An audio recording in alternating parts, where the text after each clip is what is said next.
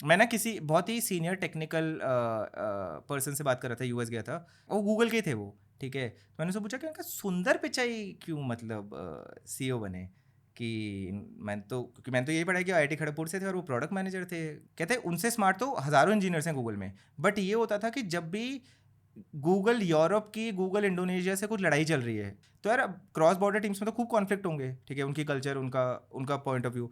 He said कि यार अगर सुंदर पिचाई किसी रूम में घुस गए हैं, उसके बाद वो जो लड़ाई है ना, वो अल्टीमेटली सॉल्व होके निकलेगी। एंड कहते हैं that skill for a non founder too है, बिकॉज फाउंडर तो अपने ओहदे से, अपनी अथॉरिटी से ये अलाइन कर सकते हैं, बट एक एग्जीक्यूटिव के लिए तो he has to take the bind for everybody and still take them all along and convince, ठीक है। कहते that is basically why Sundar Pichai became the CEO of Google. And if that is not people management, Ranveer, फिर people management क्या है? इसलिए मेरे को लगता है दूसरी चीज ये सिखानी चाहिए।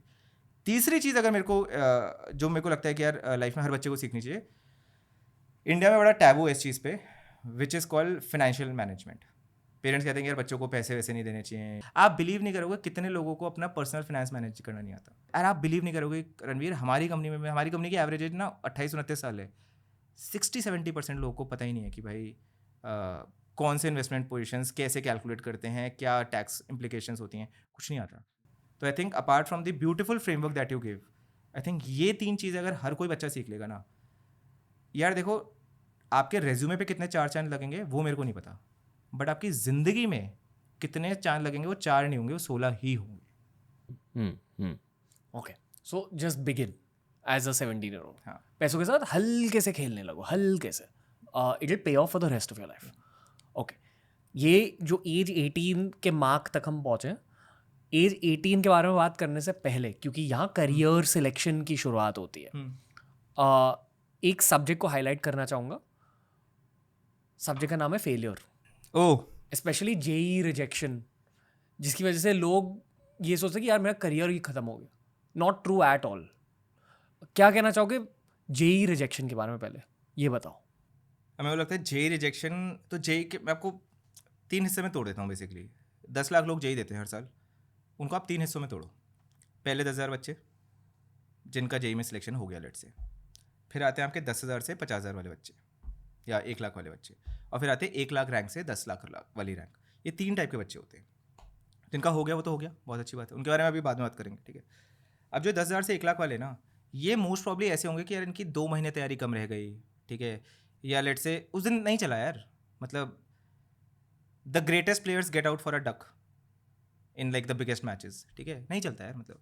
तो ये वो वाले बच्चे हैं, ठीक। ये लोग क्या सीखते हैं? ये लोग ना लाइफ में rigour, opportunity cost and the value of emotional intelligence सीख जाते हैं। कोई बात नहीं ना, नहीं निकला ना पेपर, कोई बात नहीं, तुम ना वो 12-15 घंटे जुनून से, फितूर से एक काम करना सीख गए हो, कल को तुम जो मर्जी करोगे।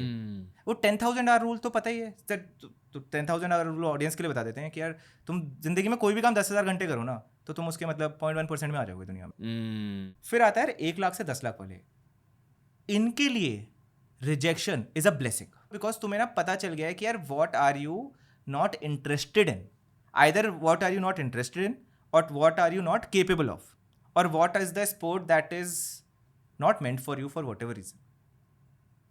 ये 3 बच्चे होते हैं, ठीक है। तो आई थिंक जो ये 10,000 से 1 लाख वाले बच्चे हैं ना, ये शायद एक आध अटेम्प्ट और दे देंगे, ठीक है। जनरली ये लोग अच्छे कॉलेज को चूज कर लेते हैं और एक आध अटेम्प्ट करते हैं। ये जो बाकी 1 से 10 वाले बच्चे ना, ये चले जाते हैं किसी रैंडम कॉलेज में, ठीक है। उसके बाद ना रणवीर पूरा पूरा फैक्टर इनकी इनकी लाइफ की पूरी करियर ट्रैजेक्टरी डिफाइन होती है कि उस 4 साल में करते क्या हैं। And I think the first thing that people should be okay is that if they have gotten rejected from IIT over a 20-year career thing, it is 1 match.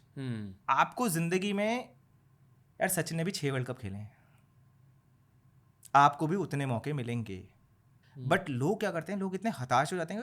17 साल का बच्चा है ना, और उसको क्या बोला जाता है, IIT नहीं होगा तो ऑटो चलाए।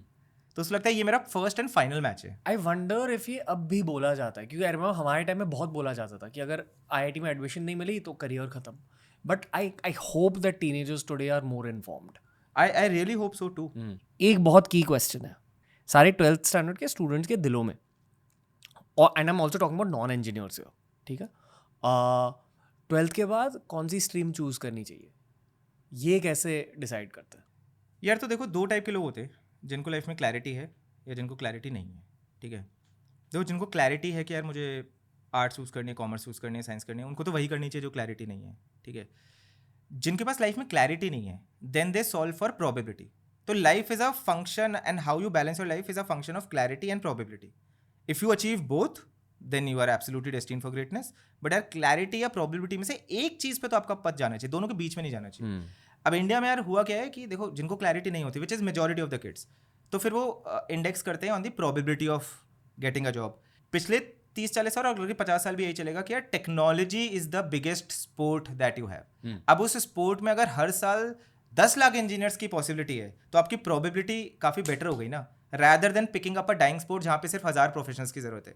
इसलिए हमारे पेरेंट्स ना बहुत सही काम करते थे कि यार आज से 15 साल पहले कि यार अगर कुछ समझ में नहीं आ रहा है तो तुम साइंस ले लो, क्योंकि साइंस करके तुम इंजीनियरिंग करोगे, इंजीनियरिंग करोगे तो इंजीनियरिंग की डिग्री मिल जाएगी, वहाँ पे तुम्हें थोड़ी स्ट्रक्चरिंग एंड ऑल, तुम्हारा एनालिटिकल माइंड हो जाएगा और फिर तुम्हारा क्वांट में या फिर टेक्नोलॉजी में कोई ना कोई एक जॉब पक्की हो जाएगी, या TVF बियर बाइसेप्स में जॉब मिल जाएगा।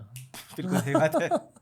क्योंकि मीडिया में भी बेस्ट प्रोफेशनल्स हैं इंजीनियर्स। बट तो इसलिए हमारे पेरेंट्स ये करते थे कि यार किसी भी एक एनालिटिकल फील्ड में चले जाओ, कि यार एक बार अगर आपका मैथ्स अच्छा है, आपकी स्ट्रक्चरिंग सही है लाइफ में, आप सेग्रीगेशन कर सकते हो, आप कंपार्टमेंटलाइजेशन कर सकते हो, आप एनालिटिकली प्रोसेस कर सकते हो, you can relate numbers, you can think in frameworks, you can solve equations in life, सब कुछ इक्वेशन ही है अल्टीमेटली, तो यार तुम चलो इंजीनियरिंग चले जाओ।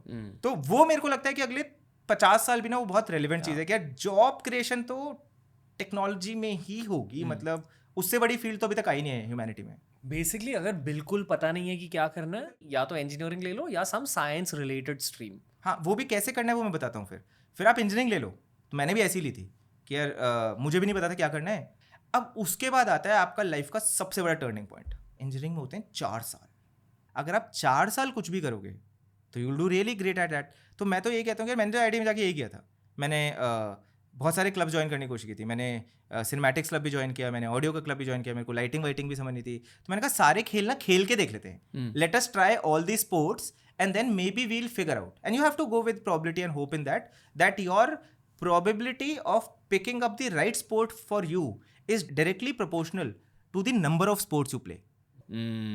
आपने भी मतलब अगर आपने फिटनेस करी है, प्रीटी श्योर आपने इंजीनियरिंग में कुछ ना कुछ स्टार्ट कर दिया होगा, या आपका कंटेंट की तरफ अगर एफिनिटी भी है तो शायद आपको वो काफ़ी इंटरेस्टिंग या मतलब हाउ डू आई से इंट्रीगिंग लगता होगा आपको कि भाई ये बढ़िया चीज़, एटलीस्ट आप अपना इंटरेस्ट आइडेंटिफाई कर रहे हो ना। एक बहुत बेसिक ह्यूमन लॉजिक है कि किसी एक्टिविटी करने के बाद अगर आपके एनर्जी लेवल्स हाई हैं, that means that activity is for you. Dopamine है ना, अल्टीमेटली फाइंड आउट कि आपको लाइफ में डोपामीन क्या मिलता है, और जिसको नहीं पता है वो सबसे पहले गूगल करो डोपामीन क्या होता है। अब उसके बाद क्या होगा, कॉलेज में हो सकता है 3 साल में आपको नहीं समझ में आएगा कि क्या करना है, तो फिर से आपकी क्लैरिटी नहीं बनी। अब आप किसके लिए सॉल्व करोगे जब क्लैरिटी नहीं मिल रही लाइफ में, तो किसके लिए सॉल्व करना है? प्रोबेबिलिटी के लिए सॉल्व करना है। और प्रोबेबिलिटी का एक इवेंट क्या आने वाला है, अगले साल आप ग्रेजुएट करने वाले हो, अब आपकी जॉब लगने वाली है। तो फिर आप रिवर्स इंजीनियर कर लेते हो कि किस टाइप की मार्केट में जॉब्स हैं, मैं अभी एनालिटिक्स के लिए, कोडिंग के लिए, जो भी है इस जॉब के लिए तैयारी कर लेता हूँ। फिर से आपने प्रोबेबिलिटी मैक्सिमाइज कर ली, फिर आपकी जॉब लग गई। अब आपको पता है कि 2-3 साल तक तो मैं कर दूंगा, फिर से क्लैरिटी के लिए ऑप्टिमाइज करो। कहीं ना कहीं यार हाथ पैर मारते बंद कमरे में कहीं ना कहीं स्विच दबेगा। वो जिस दिन स्विच दबा आपकी बत्ती जली, और उस दिन से आपकी जिंदगी में ना मतलब it is the most radiant moment that will ever come in your life.